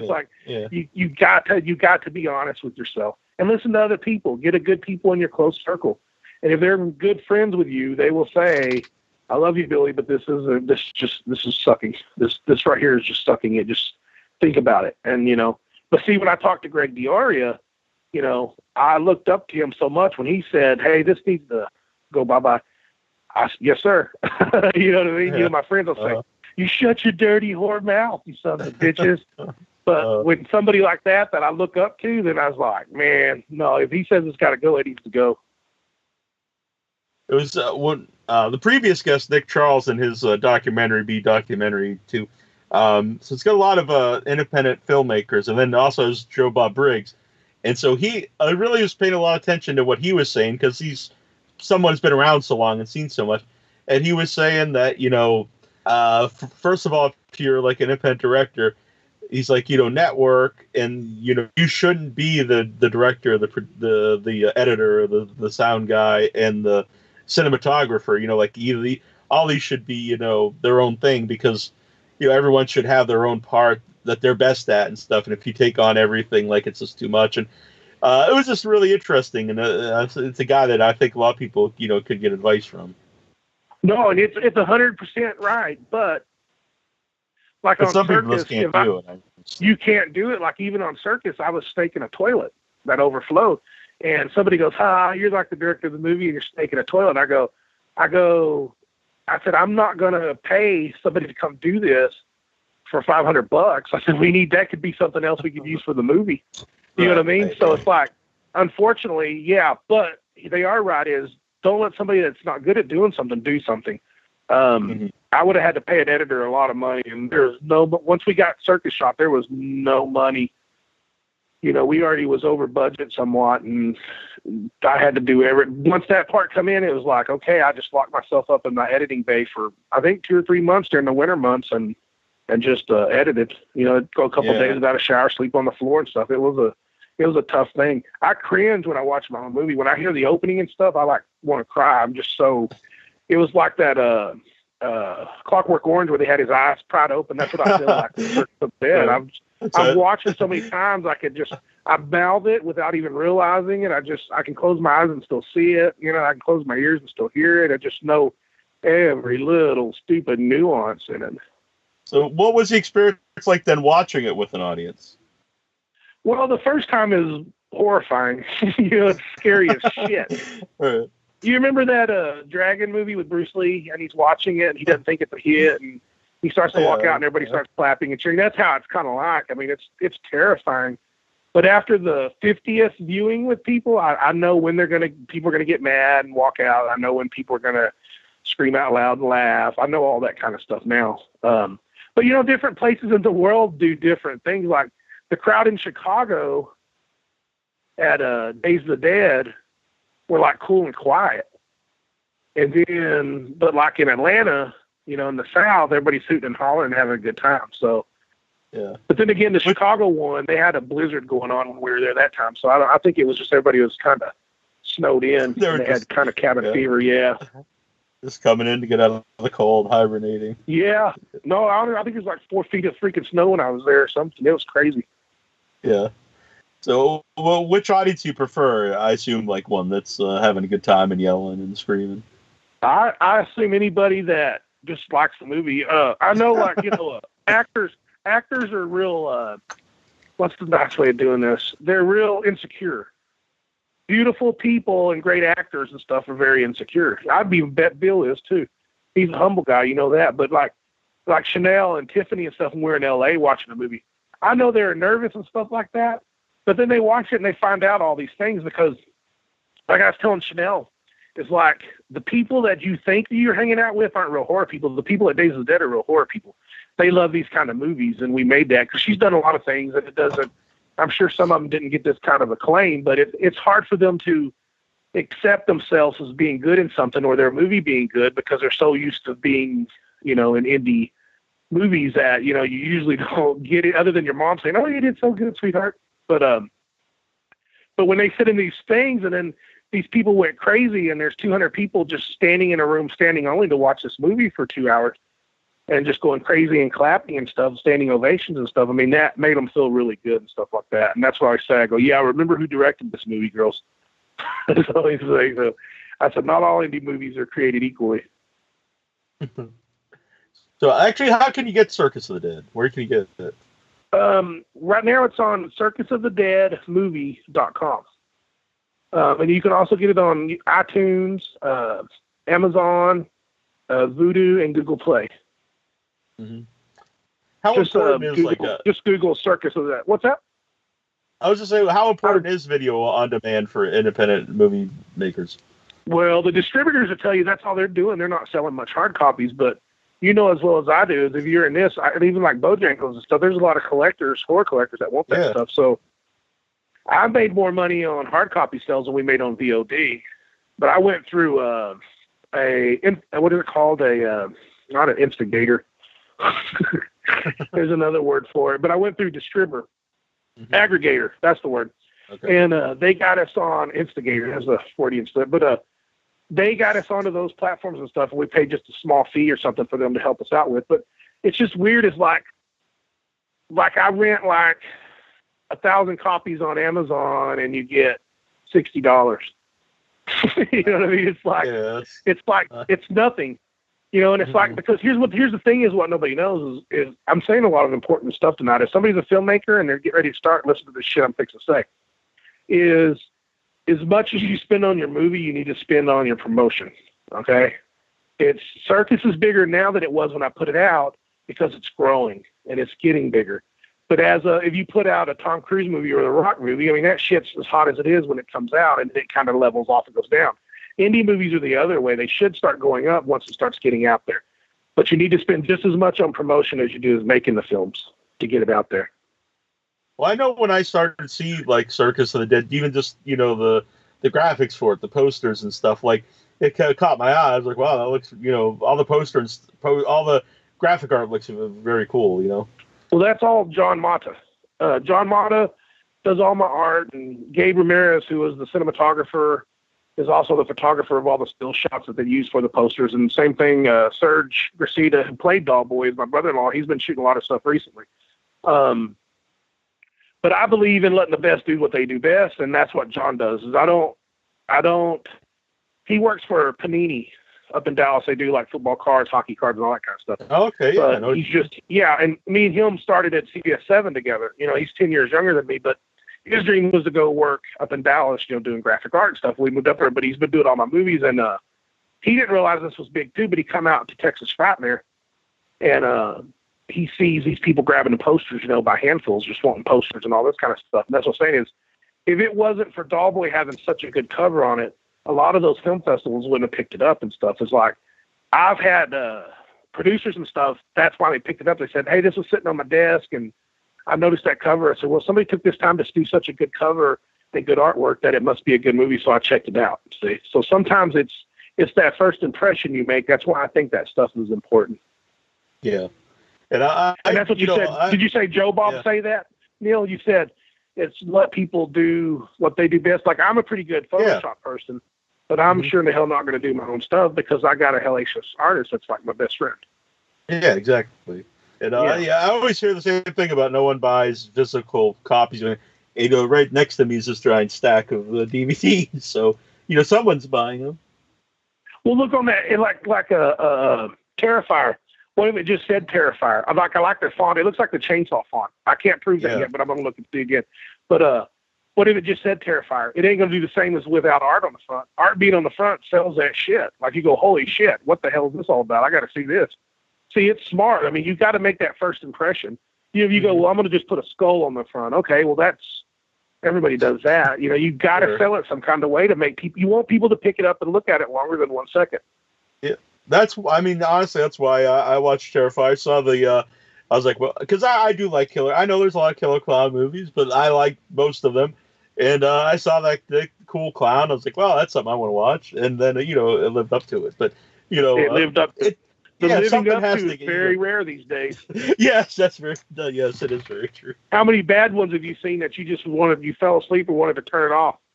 Oh, yeah. I mean, Jason does our written reviews on the website, so a lot of them I don't finish, but he finishes them all and reviews them anyway. But yeah, there's a lot of them. It's really weird because, like you said, it's hard to get your movie made, and then if you watch them, and it's almost like there's no originality, or it doesn't even seem like anyone's having a good time, and I just don't understand, like, why did they even bother, you know, to go through the effort to make, you know, a lot of these movies? Well, I guess, you know what you can say, Neil, is it's like those guys that say, you know what, I'd be a really good porn star. And it's like at the end of the day, it's like, buddy, you're not going to measure up. It's not what you think. You know, it's like maybe there's a lot of people that's making films that shouldn't be making films. Yeah. I take it as this, Neil. I will fucking die. I will die before I put out something that I'm embarrassed with. I'm embarrassed with Circus to some extent, like I said, but if I fall under a 50% range of where it needs to be, it won't come out to the light of day. I don't care if I got to go to prison for not, living up and putting something out. I'm not going to put out something that's going to embarrass me or my cast for that matter. Mm-hmm. Cast, like I said, I want them to be proud. Mm-hmm. But when I do see stuff I really do like Circus of the Dead, I love Terrifier. There's a lot of stuff. It does make me happy to talk about on the show and try to get, a few people go seek it out and watch it. It's like, that's cool. Because if we get one person tonight, Neil, I'm happy. See, if there's one person out there that didn't see Circus of the Dead, and they said, well, this is just some big Texas bragger guy. I ain't going to buy his shit. He can go fuck himself. Now, there's probably somebody out there doing that now. It's probably my mom. But anyway, no, she won't watch my movie. She closes her eyes. She went to my screen, closed her eyes, stuck out. She hasn't watched either one of my movies and won't do it. It's the weirdest thing. But I just want, if I got one fan tonight to check out the movie and say, you know what, that's a pretty good movie, I'm good. It's all worth it to me. Yeah. Did your mom watch horror movies with you when you were younger? Or? No, that's why I got away with it all, because it's like the more boobs and naked girls when I was younger. I was all happy. If she wouldn't have known, she wasn't paying attention to what I was reading, because when you take them up to the register, it don't have the box. Cannibal Holocaust. She goes, what is that? I go, oh, it's a movie called, it's about the Holocaust or something. It's a documentary. See, my mom is the opposite. Yeah, my mom's the opposite. I said this on the show a lot of times, but my earliest memory of seeing a movie, I was 6. I think it was 6 or 5, probably 6. And my brother's 9 years older, single mom. So instead of getting a babysitter when she would take my brother to the drive-in, she'd just take me along. And so we went to see The Night of the Living Dead. I was like 6, and I started to cry when the car blows up and they start eating everybody. And she turned to me and she said, she said, they're just having a barbecue. And so then I was like, oh, okay. And so then ever since then, I was cool with horror movies. Yeah. Well, my parents were separated, so my dad would take me to the drive-ins and see crazy stuff. But around my dad, I was never allowed to be scared about anything. My dad was very macho, even though he's half Chinese. He was very macho. And he would make sure I saw everything that was out there. Then when I got older in my teens, I started renting VHSs like crazy. I had my own VHS machine, and that's where it just all started, but I always tell everybody, they go, well, like they always say Tarantino rips off, just like you said, my name's Buck, I'm here to fuck. I didn't know that was from Eating Alive until I saw it the other day, and I said, holy shit, I'll be damned. It was actually Robert Englund that said it, ironically. Yeah. I think it's in your DNA. It's like when you watch these movies like The Shining and Texas Chainsaw Massacre, it's in your DNA. It's like you're not ripping off anybody for say. It's almost like it becomes part of you. It infests you, and it becomes part of you, and it comes out sometimes subconsciously, and you don't even realize it, Like there's a movie, I just seen my friends Scott Scrimmer and Brian Williams, they made Headless, and I always hear it's good, and I haven't seen it yet, but I was reading something on it today that somebody makes love to a decapitated head, and I was thinking, well, shit, I wouldn't have done it if I knew that, but I wonder how many people think, well, Billy probably saw Headless and saw it. I didn't. I swear I didn't. I haven't seen the movie yet. But, I guess you just never know. It's just, but maybe we picked up somewhere something along the lines or something in our movie DNA of watching all these crazy movies our whole lives. Like Torso out of Italy. That one's always stuck with me, too. It doesn't show much, but it was a very macabre movie when I was a kid, and it had some, weird, somebody saw somebody, but they would cut away before they did it, like Texas Chainsaw Massacre. But, I always remember that trailer, though, Torso, get into the side of the mind of a psychosexual killer. Whose appetite for flesh, I was like, I love that stuff. Yeah, 100%. So, what would you pick for your favorite VHS era horror movies? Well, I would say, because like I said, I was too young in the 70s, to watch anything or go see too much stuff. So just on the VHS, I had to revisit a lot of stuff, and probably the most recent one the most frequented one was Texas Chainsaw Massacre. But I love the original Halloween. I think that's the blueprint of all blueprints on slashers. Yeah. I think, I love The Shining. I love a lot. I know Stephen King said he didn't like it, but I've always loved it. I love the weirdness of it. Yeah. I love Jaws. I think that's one of the greatest movies ever made. Was that really a horror? I go, I don't know, but it scared the shit out of me as a kid watching it. Yeah. What else do I love? I'm probably drawing a blank on it. Of course, I love Phantasm. I do too. All I love the Night of the Living Dead, Dawn of the Dead, Day of the Dead, so. Yeah. When the zombie started to talk, Bub, and stuff, I started, what is this stuff? What the hell's going on? So I started losing it then. And of course, I guess you say Eaten Alive. Of course, Evil Dead stuff for sure. Mm-hmm. I saw the basket. I saw everything that come out. I'm just trying to think of something stuck with me. But even some of the crappier stuff in the late 80s, I wouldn't mind remaking Trick or Treat. I'm all about metal as a kid and stuff, growing up playing guitar and stuff. So remember that movie with Mark Price? Yeah. He was at the Bastrop convention at the gas station last year. I was hoping he was going to be there this year. I thought I could beat him and tell him that was like my favorite movie when I was a kid. I like that movie. I'm actually from really close to where they filmed Jaws. Oh, really? Awesome. Yeah. But see, I wouldn't even go to the damn bathtub after that shit. That's how my mom was. Like, Yeah. Yeah, no way. Uh-huh. When you mentioned about carried away.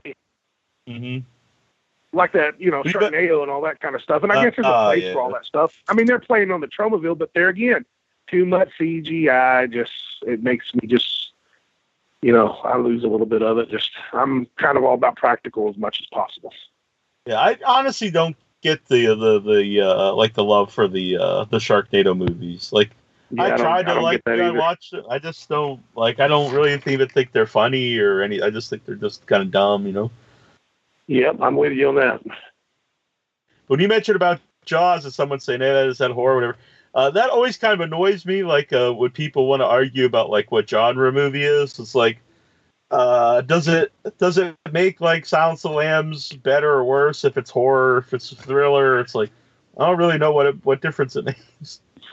I say this though, I said Jaws and Silence of the Lambs those movies actually physically scared me as a kid. Yeah, I agree. So did I consider more Texas Chainsaw Massacre. Yeah.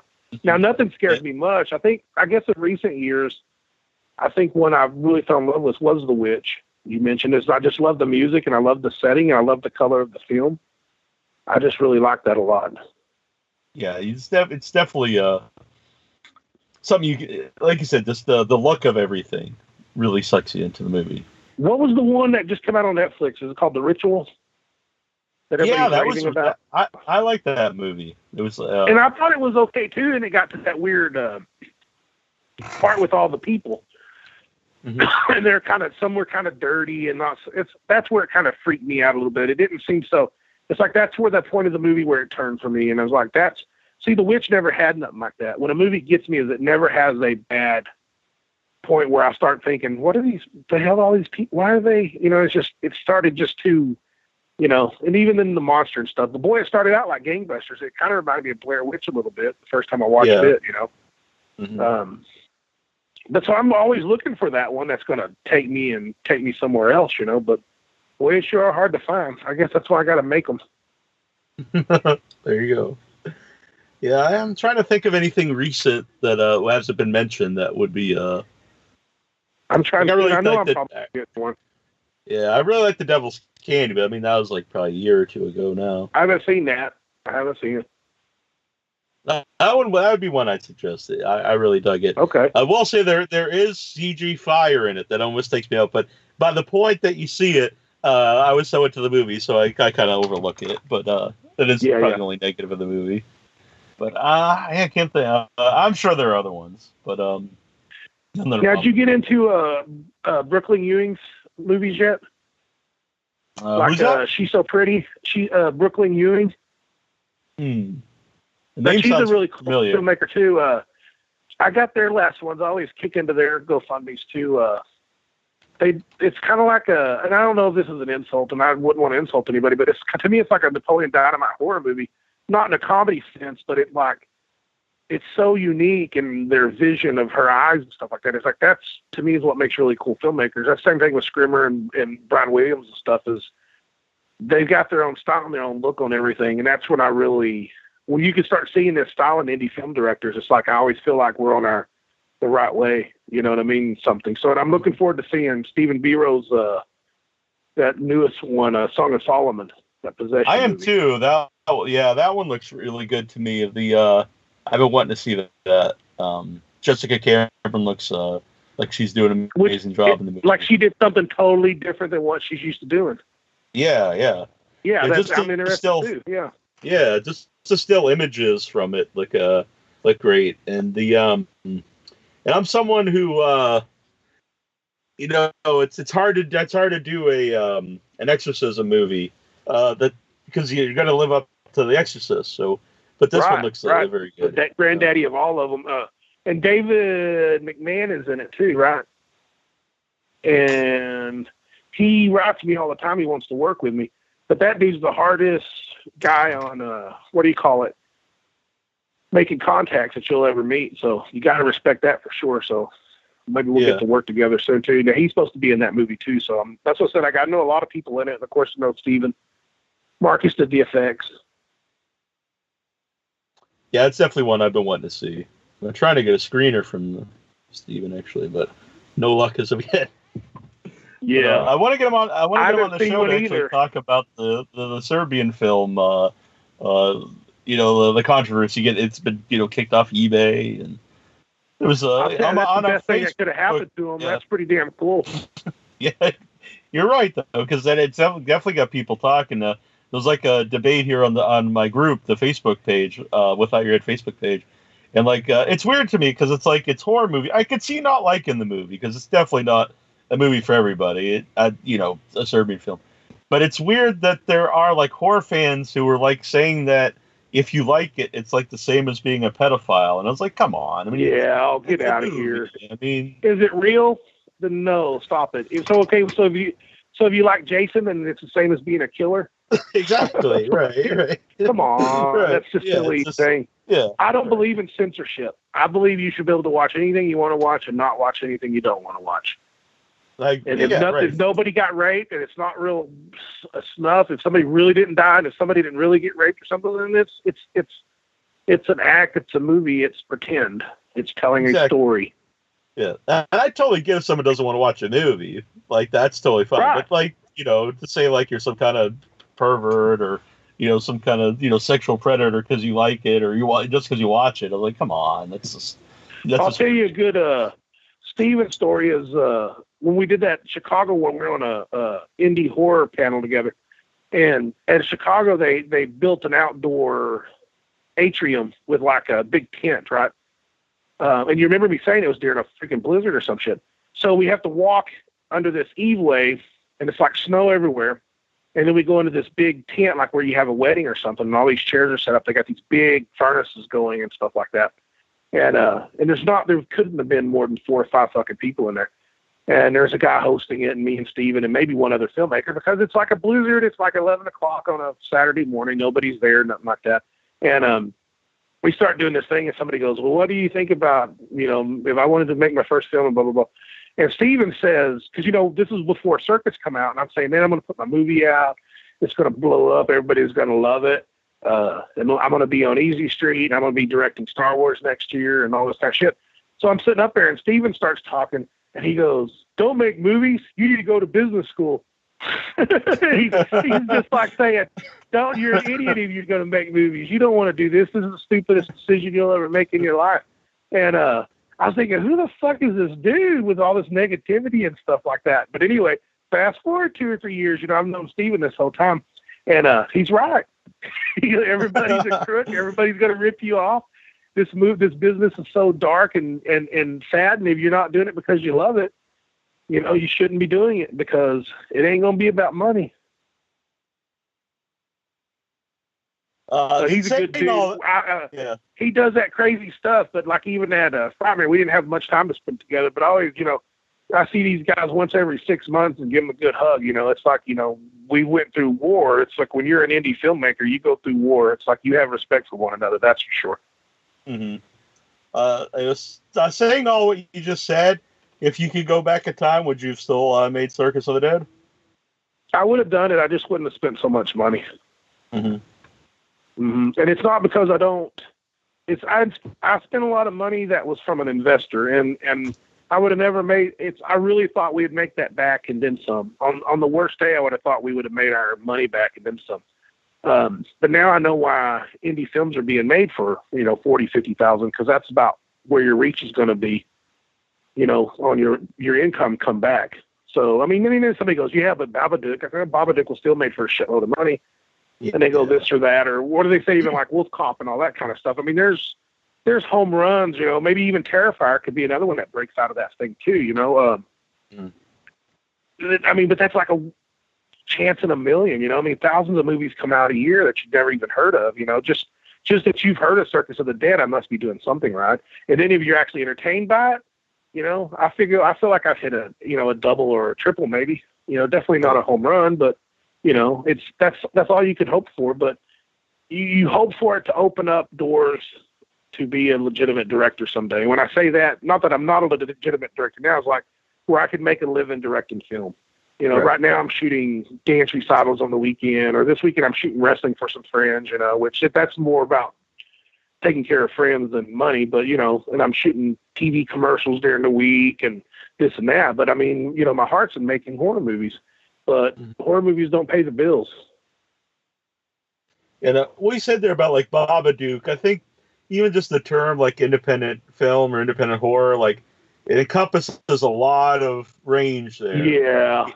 And that wasn't an indie film, technically, I don't think. Mm-hmm. It's a great film, though. I love it. I thought it was wonderful. Yeah. I don't think, I think they haven't, I mean, I want to say at least somebody goes, no, it was made for $7,000. Like, oh, bullshit. I think it was maybe 700,000 or $1 billion. Yeah. Yeah, right. I mean, I would assume probably just the equipment, and then, I don't know, just the salaries, I assume, were probably more than 7,000. So well, we got lucky if I bought the equipment. Most of my money was the equipment, which, like, looking back, I probably would have just rented the equipment because things go out of date. But we still got, like, killer lenses and killer cameras that I own now. So, that's a plus. Yeah. So if I can get 2 or 3 movies out of it, we'll shoot Chupacabra Death Machines out of it. We'll shoot probably some of the Cowboys from Hell out of it. And, that'll help make the money back on some of that. But I don't do it for money. I do haunted houses, and haunted houses do okay. And that's a pretty good, extra income. That with my commercials, I still do okay. Yeah, but like you said, you want something out of at least to pay for the movie out of it. Right. Well, I mean, it's like Bill and Parrish. I mean, you could be friends with these guys, but they're still actors, and this is what they do for a living. You still have to pay these people, these cameramen. You still have to pay these cameramen. You got to pay these audio people. I mean, you can get so many friends to make it, but that's why you're making fake trailers and not feature-length movies, because it's harder to get free help sometimes to do that kind of stuff, and you kind of get what you pay for sometimes. Mm-hmm.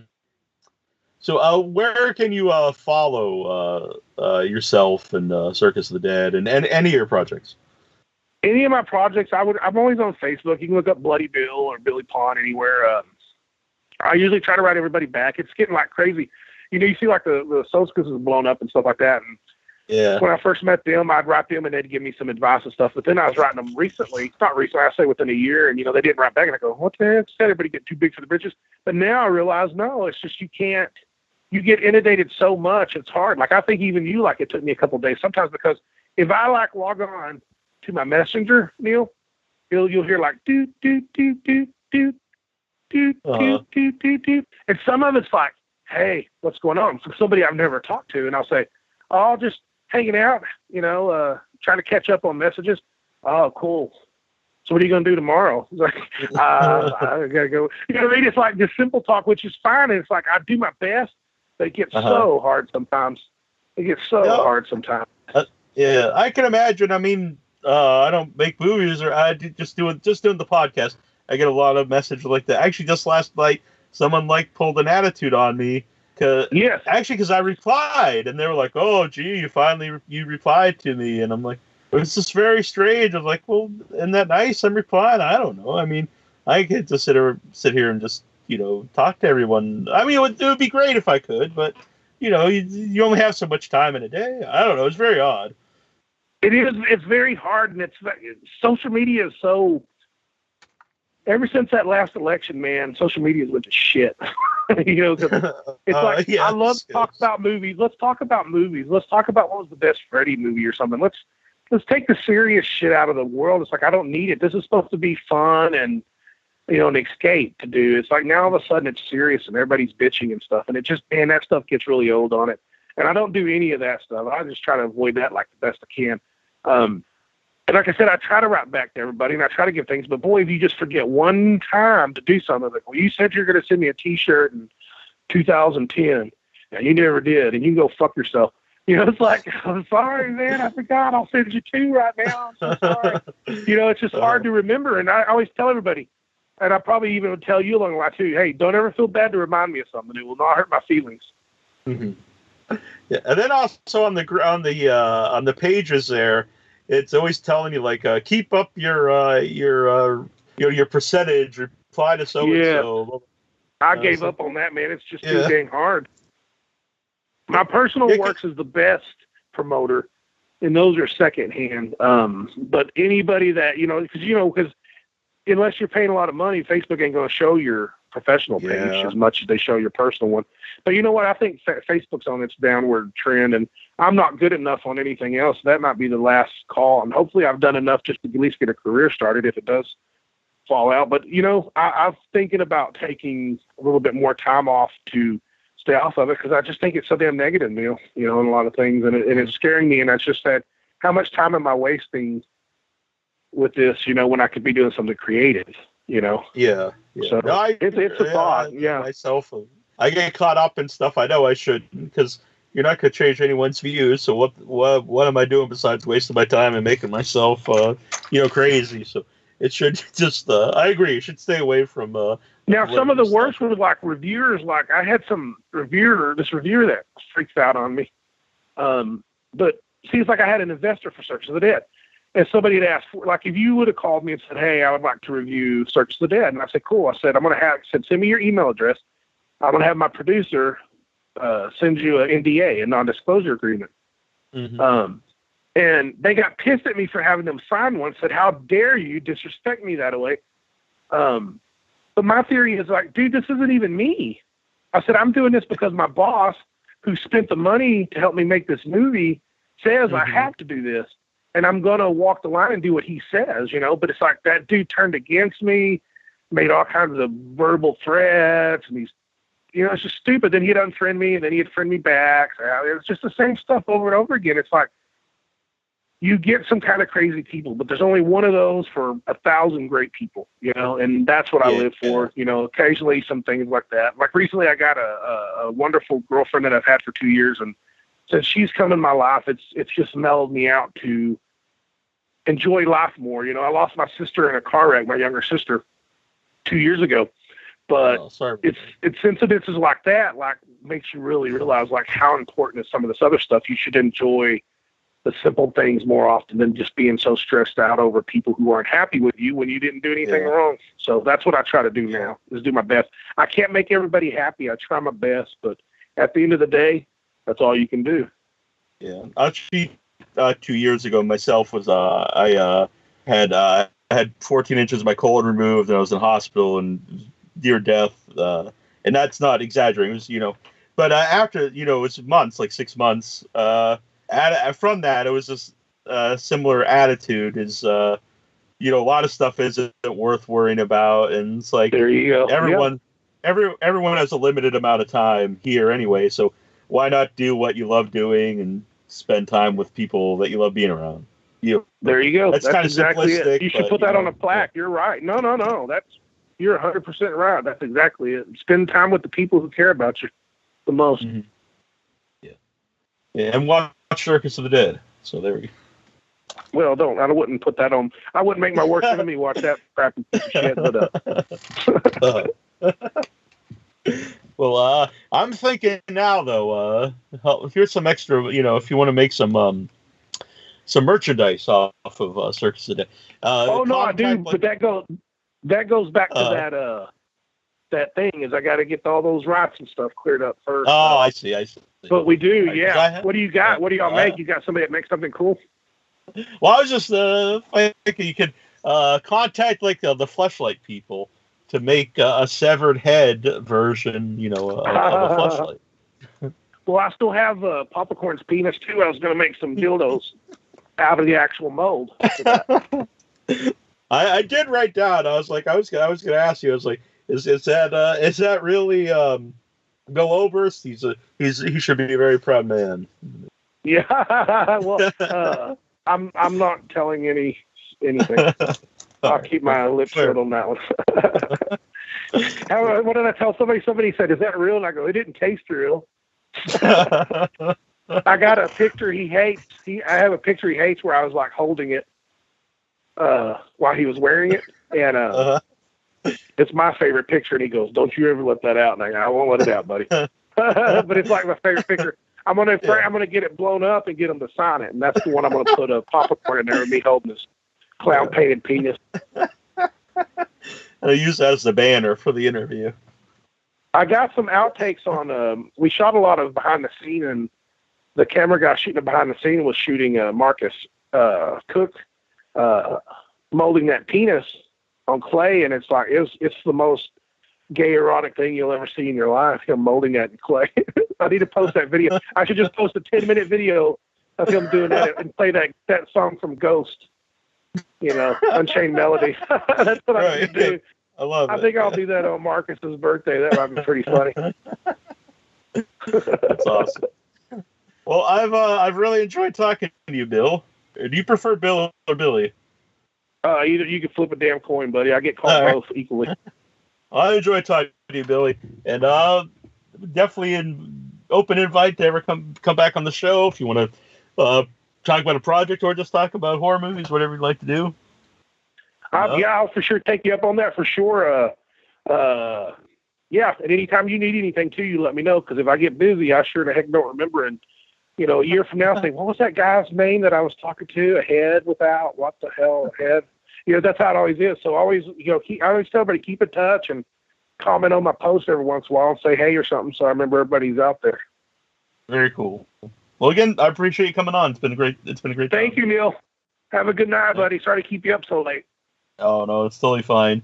Thank you. All right. See you, brother.